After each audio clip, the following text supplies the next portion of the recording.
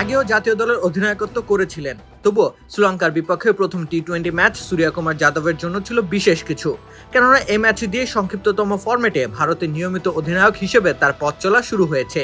বিশেষ ম্যাচকে ব্যাট হাতে স্মরণীয় করে রেখেছেন তিনি, খেলেছেন অধিনায়ক সুলভ এক ইনিংস। এদিন ৩ নম্বরে নেমে মাত্র ২৬ বল খেলতে পেরেছেন এই ব্যাটার, তাতেই করেছেন ৫৮ রান। ৮-৪ ও ২-৬ সাজানো ইনিংসটিতে স্ট্রাইক রেট ২০০-র গন্ডি ছাড়িয়েছে, সেই সাথে দলকে বড় সংগ্রহের ভিতও গড়ে দিয়েছে এমন ব্যাটিং।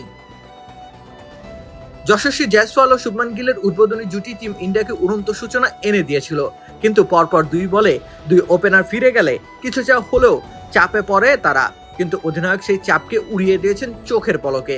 আগ্রাসী ব্যাটিংয়ে এলোমেলো করে দিয়েছেন প্রতিপক্ষের বোলিং লাইন আপ।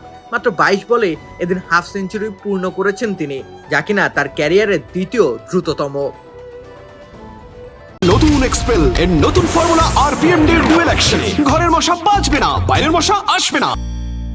সূর্য আসলে এমনই। আন্তর্জাতিক ক্রিকেটে শুরুটা করেছিলেন জোফরা আর্চারকে ফাইন লেগের ওপর দিয়ে ছক্কা হাঁকিয়ে, এরপর সির্ফ ছুটে চলেছেন উন্নতির শিখরে। ভয়ডরহীন অ্যাপ্রোচে নিজেকে প্রতিষ্ঠিত করেছেন সময়ের সেরা ব্যাটারদের একজন হিসেবে।